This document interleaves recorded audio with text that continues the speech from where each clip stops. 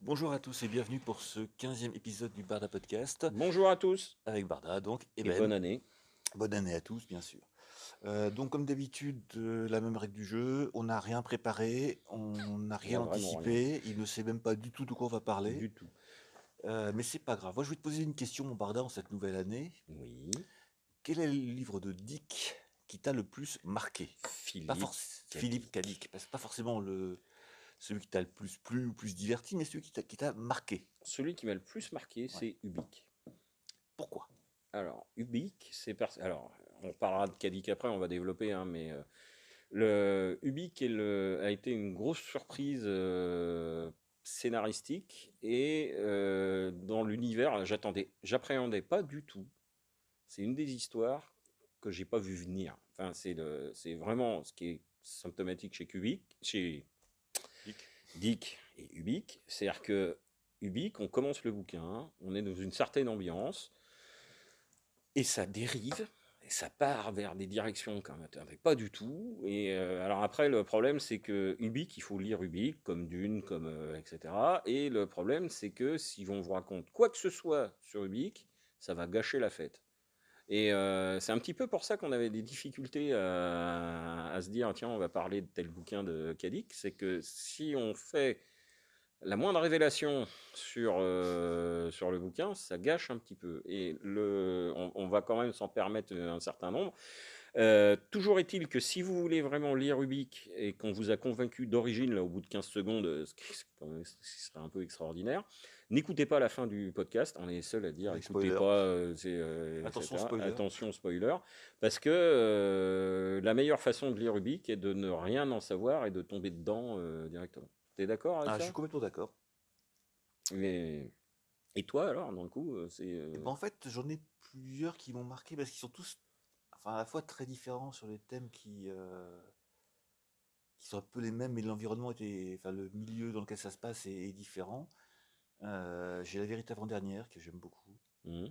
Oui, déjà rien. Dr. Blood Bunny Oui. et que je t'ai prêté Les récemment, machines à différence, Les mais que j'ai Machines pas à fini. illusion, que Les j'espère que machines, tu as lu pendant pardon. les vacances. Non, j'ai pas fini. Bon, Et dont j'en parlerai pas, on en reparlera une autre fois ouais. quand tu l'auras lu.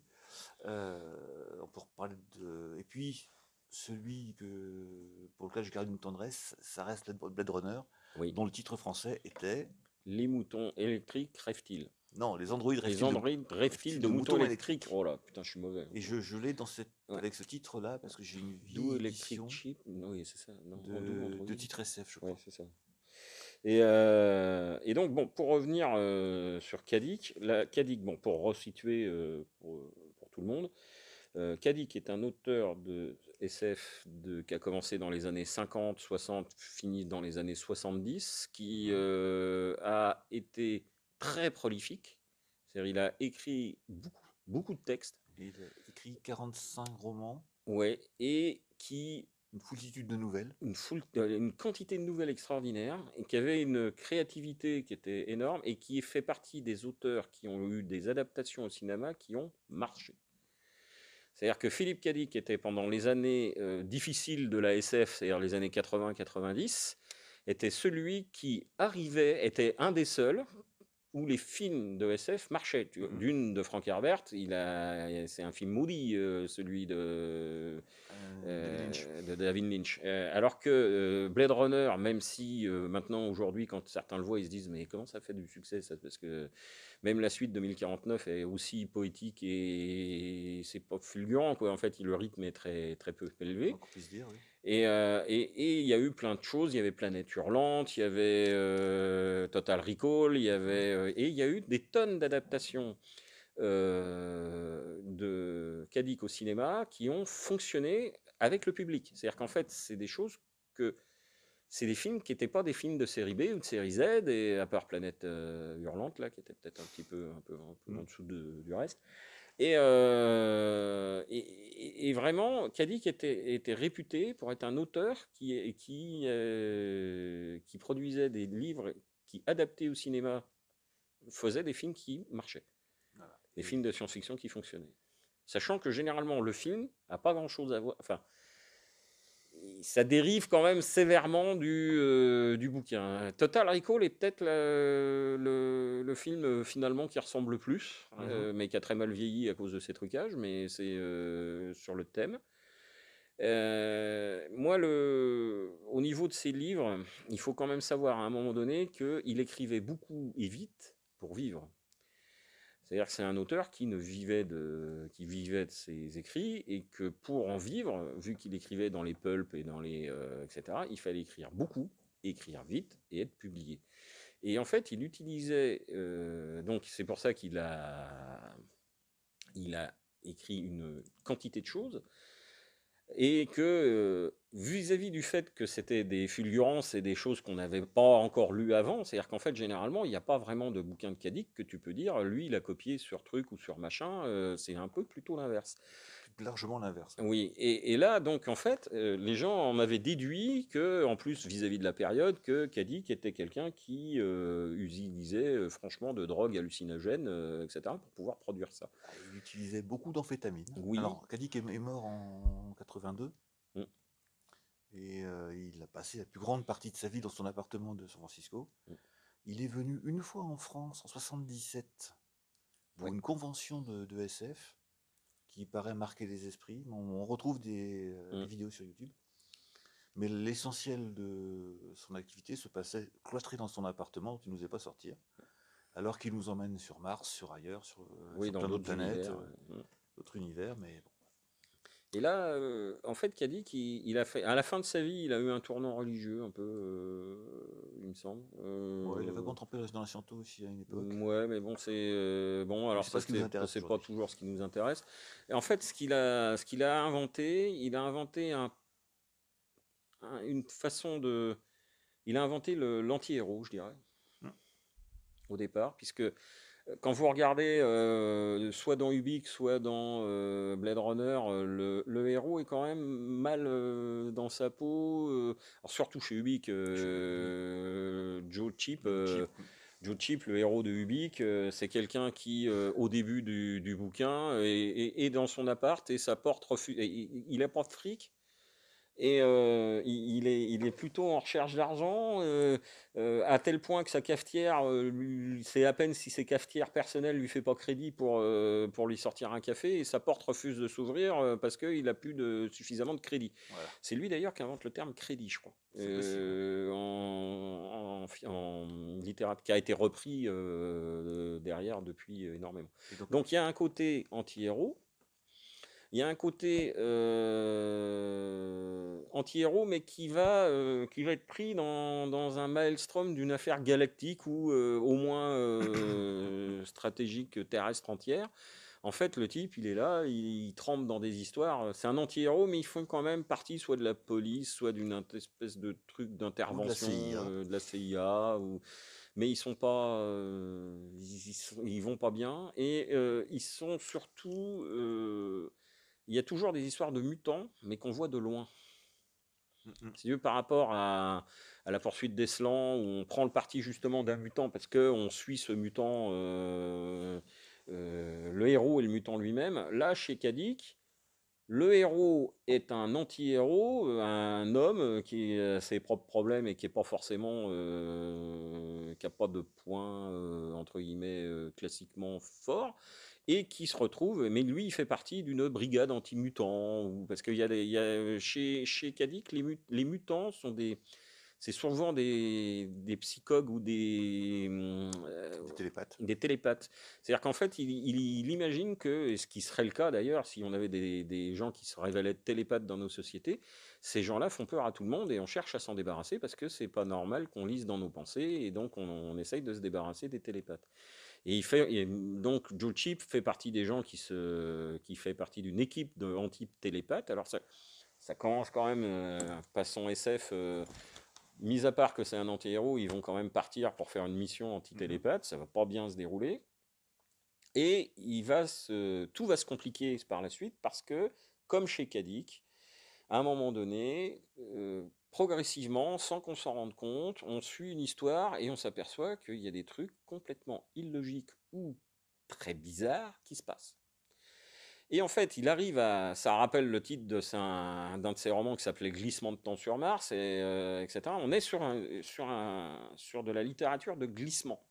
Mm. C'est-à-dire qu'on a une situation de départ, il se passe quelque chose, mais c'est pas essentiel dans le récit, et puis finalement la situation va glisser vers des choses qui sont ce qui serait soit du domaine du rêve, mais pas forcément les siens, et ou des univers qui deviennent bizarres et très, très éloignés de la réalité, mais c'est venu tout doucement, et en fait, à un moment donné, ce qui est classique chez Cadix, c'est que les héros s'en rendent compte. Mm. C'est-à-dire qu'en même temps que le lecteur commence à se dire oula là, et qu'est-ce qui se passe là, c'est un truc très très bizarre là, cette affaire, etc. Et en même temps, 2 pages plus loin, il y a un des héros qui fait ouais, mais alors dis donc, là, ce qui vient de se passer, c'est quand même, c'est pas normal. Et en fait, on suit comme ça, c'est-à-dire qu'en fait, la technique est éprouvée, et en fait, il s'avère que si tu finis par lire plusieurs cadiques à la suite les uns des autres, ou à commencer à t'intéresser à l'auteur, donc à lire de plus en plus de bouquins de sa part, tu vas finir par t'apercevoir que ils sont tous écrits selon la même formule. Et ça, alors ça, c'est pas pour ça qu'il faut pas lire de cadique, mais c'est c'est qu'à un moment donné, quand on a lu suffisamment, tu t'aperçois qu'il avait trouvé, comme on disait au départ, qu'il écrivait pour vivre, Pour vivre, pour et bouffer. qu'il fallait écrire beaucoup et vite. Eh bien, monsieur, quand il a eu fini par trouver une formule d'écriture qui fonctionnait, eh bien, il l'utilisait tout le temps. Donc la formule Cadix, c'est on prend des héros ou des héros qui Ou sont des pas héros, ouais. si terribles que ça, voire des anti-héros, on les met dans une situation où il va se passer une rupture. Cette rupture va pas être si évidente que ça au lecteur sur le moment. La situation va dériver, il y a une Glisser. dérive, etc. En fait, on s'aperçoit que ça va dériver, mais vraiment, franchement, on va plus rien comprendre. Les héros non plus vont plus rien comprendre. À un moment donné, il y a une ficelle qui ressort de la plotte. Le lecteur et les héros ensemble commencent à tirer sur la ficelle, commencent à trouver un brin d'explication, puis une explication qui pourrait correspondre, puis on arrive et ah ouais, ah ben c'est normal, il est en train de se passer ça. Ça Et à tire la loin. dernière page de l'épilogue, la dernière phrase du roman remet tout en question et te dit, et en fait non, c'est patatras, en fait plus rien n'est comme on avait imaginé. Ou une inversion de situation, etc. Il y a un twist à la fin qui est toujours énorme. Et c'est tout le temps dans la dernière phrase du bouquin. Tu parlais d'anti-héros, faut se souvenir que c'est l'époque de la SF, plutôt l'âge d'or, Oui. avec au contraire des super-héros aux super-pouvoirs, avec des flottes de vaisseaux galactiques qui les suivent. Mm. C'est comme s'il y avait Star Trek puis voilà. et mélange avec Battlestar Galactica. D'un seul coup, ils se mettent à boire, à avoir des doutes, etc. Voilà, c'est que les autres écrivains de l'époque écrivent des âges d'or. Mm.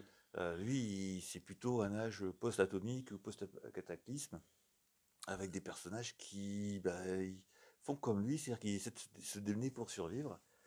Et c'est pas facile, et c'est compliqué, et c'est fastidieux. Et on peut perdre son boulot, et on peut perdre sa femme, et on peut perdre plein de choses. Mm. Choses qui lui sont arrivées à lui. Et il y a un rapport à la mort quand même qui est très, très présent chez Kadik. Et puis, comme tu disais aussi, les jeux de réalité où on croit qu'on est dans une réalité, et en fait, c'est pas du tout ça. On est dans un faux semblant, alors qui peut être. Je crois qu'il avait fait un ou deux romans où il y a des simulations informatiques, mais où c'est juste parfois, c'est juste un homme qui rêve. Mm. Oui. Et alors, en fait, c'est souvent ce qui est plutôt présent chez Kadik dans certains romans, c'est qu'en fait, tu peux être coincé dans le rêve d'un autre. Mm, mm. Et ça, en fait, si tu veux, alors, j'ai plus le nom du roman en question. En fait, il est construit comme un roman de Kadik très classique. Des gens visitent un cyclotron, puisque le cyclotron est le truc ultime de l'époque de la machine extraordinaire. En fait, un cyclotron, c'est juste un accélérateur de particules, hein. Ils sont en train de visiter. Pendant la visite, il y a un gros bruit, une espèce de gros machin, de grosse Il se explosion, passe mais en quelque fait, chose. il se passe quelque chose. On leur dit d'évacuer, ils évacuent, machin, etc. Et puis, ben, en fait, ils évacuent, ils rentrent chez eux, sauf qu'en fait, ben, ils se trouvent chacun à suivre dans la paranoïa de quelqu'un d'autre, et en fait, ils s'aperçoivent qu'ils naviguent pas d'un rêve à un autre, mais d'une psyché à une autre, en fait, et qu'en fait, ben, il y en a une qui a peur des chiens, l'autre qui a, enfin bon, Un des gros miracles. voilà, et puis, et puis ben, ils essayent de survivre au fur et à mesure. L'œil dans le labyrinthe, ça doit être ça. Et en fait, il s'avère qu'ils sont tous. Il y a eu une explosion dans le cyclotron. Et en fait, ils sont toujours dans le bâtiment. Ils sont tous couchés au milieu du cyclotron. Et en fait, c'est pour ça que ils rêvent. Enfin, tout le monde est évanoui. Et en fait, les consciences se mélangent. Et tu vis dans la Voilà. conscience l'un de l'autre. La science dans Cadix, c'est la magie. Mm. Bon, il ne va jamais aller expliciter des théories scientifiques. Ça, c'est pas intéressant parce que de toute façon, le héros n'y comprend rien. Donc, c'est pas la peine que le lecteur aille plus loin non plus. Et Total Recall, c'est bien ça. Total Recall, c'est on manipule ton esprit, tu vas toi-même chercher à faire des rêves et en fait tu sais plus. Sauf que le mec rentre chez lui et sauf que en fait, est-ce qu'il est dans le rêve, est-ce qu'il y est pas? Et tout Est-ce que le termine rêve est par, fini ou pas? tu sais, même dans le film, c'est rigolo parce que le rêve qu'il lui injecte s'appelle Ciel bleu sur Mars Mhm. et qu'effectivement à la fin du film, Il y là a, je parle du film, il y a un il ciel y a un bleu. ciel bleu sur Mars. Donc c'est ce qui paraît très bizarre. Donc Mhm. voilà. Et la force de Cadix, c'est de t'amener là, et même si tu sais que ça va t'arriver, tu es obligé de suivre quand même, si tu veux savoir. Il y a un autre bouquin de Cadix que j'aime bien, qui s'appelle Les clans de la Lune Alphane, Mhm.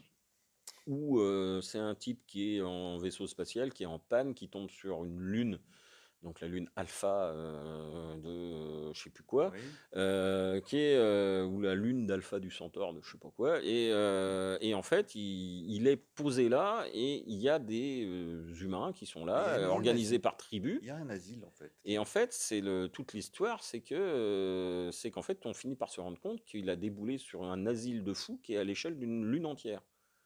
Donc il y a les Eb qui sont les mecs qui sont hébétés, il y a ceux qui ont le pouvoir bien sûr, Il y a des mutants. il y a ou même pas, je crois Oh. que il y a les petits, Il y a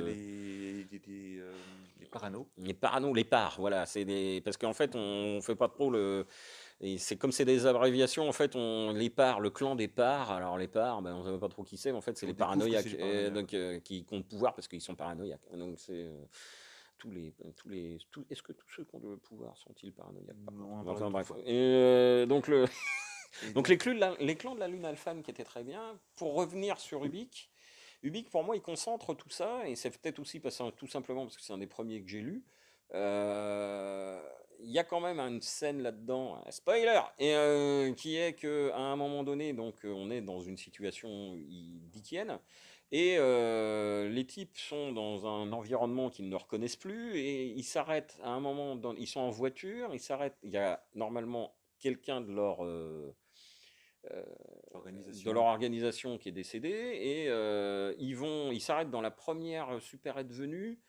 Ils vont dans le rayon des clopes, ils prennent une cartouche de cigarette, la première qui leur derrière le machin. Dans la cartouche de clope, ils l'ouvrent, ils prennent un paquet au hasard, ils vident et dans ce paquet, il y a un mot pour eux de la part de celui qui est mort. Voilà. Et là, donc là, on est en pleine. Et là, quand tu dis ça, tu fais où est-ce qu'on va? Et Alors, faut dire que nous, on a lu ça parce que j'ai près la même époque que toi quand on avait mm, 17 ans, oui, 16-17 voilà, ans. ouais, ouais, ouais. Il y a un certain nombre d'années déjà. Mm. Et ça, on n'avait jamais lu ça ailleurs. Et à l'époque, c'était les éditions J'ai lu Mm. qui diffusaient, enfin, qui publiaient tout ce qu'ils pouvaient de Dick, de Van Vogt aussi, il Mm. y a du bon et du moins bon, parce qu'il y a aussi du moins bon. Et c'est vrai qu'à l'époque, j'en ai acheté pas mal. Et que j'ai en grande partie toujours, dont les machines à illusion, dont je parlerai une autre fois, parce que Parce que je l'ai pas tu fini. l'as pas lu. Et voilà. Si, j'ai commencé. Ah, c'est bien. Et où il y a en particulier un taxi automatique moi, qui me faisait mourir de rire, et que j'ai réutilisé à plein d'occasions dans des scénarios de jeux de rôle. Et ce qu'il faut voir aussi, comme tu disais, il y a pas mal d'adaptations, cinéma et télé. Donc il y a Le Maître du Haut Château, Ah, voilà, qui oui. est aussi un beau sujet, dont on pourra reparler aussi plein de fois, qui raconte la vie quotidienne dans une Amérique des années 60, vaincue par le Japon et l'Allemagne Ah oui, en 47. c'est une uchronie terrible. Les Américains ont été battus pendant la Deuxième Guerre mondiale et en fait c'est les nazis qui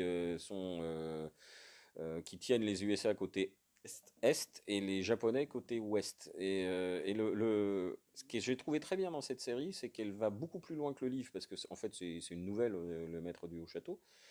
Ils ont bien fait une transition vers l'image. C'est-à-dire que le Maître du Haut Château se lit comme un livre, puisque dans la théorie du Maître du Haut Château, c'est une uchronie donc, où les nazis ont gagné. Et en fait, il y a un livre que les résistances s'échangent, qui est censé décrire, entre guillemets, ce qui s'est passé dans notre univers. Et là, en fait, dans la série, c'est pas un livre qui s'échange, c'est des films Super 8 où on voit la victoire des US enfin des Alliés sur l'Allemagne et le Japon. Et la série est très bien parce qu'elle va beaucoup plus loin que la nouvelle. Moi, j'ai pas vu la série. Je regarde assez peu les séries. Par contre, le livre, donc quand je l'ai lu, et je l'ai prêté à plein d'occasions, et très souvent, la personne à qui je le prêtais disait: ah, bah, je sais ce qui va se passer. À la fin du livre, l'histoire revient à la normale et les Alliés gagnent la guerre. Non? Non, pas du tout. Pas du tout. C'est, Les nazis, enfin, l'Axe a gagné la guerre. C'est comme ça. Et donc depuis, on vit comme ça dans les États-Unis. Et ça se passe en grande partie à San Francisco, occupé par des Japonais. et c'est ça qu'elle dit, que c'est inattendu. C'est-à-dire Et qu'ils ne jouent pas avec les ficelles habituelles. en fait, le seul vrai ressort de l'histoire, c'est un trafic de faux cols de 44 de guerre de sécession. Mm. Tout le reste, la guerre, la victoire de l'Axe, c'est entériné, et voilà, le monde est comme ça. Mm. Et un auteur plus, entre guillemets, classique de l'époque aurait fait un portail avec. Aurait corrigé la situation. Dit que non, le monde est pourri. En fait, l'allégorie est là, le monde est pourri parce que le monde est difficile, parce qu'il faut bouffer, il faut gagner sa vie et c'est pas facile. Et donc dans ce monde pourri, bah, il y a des gens qui se débattent et qui essaient de vivre.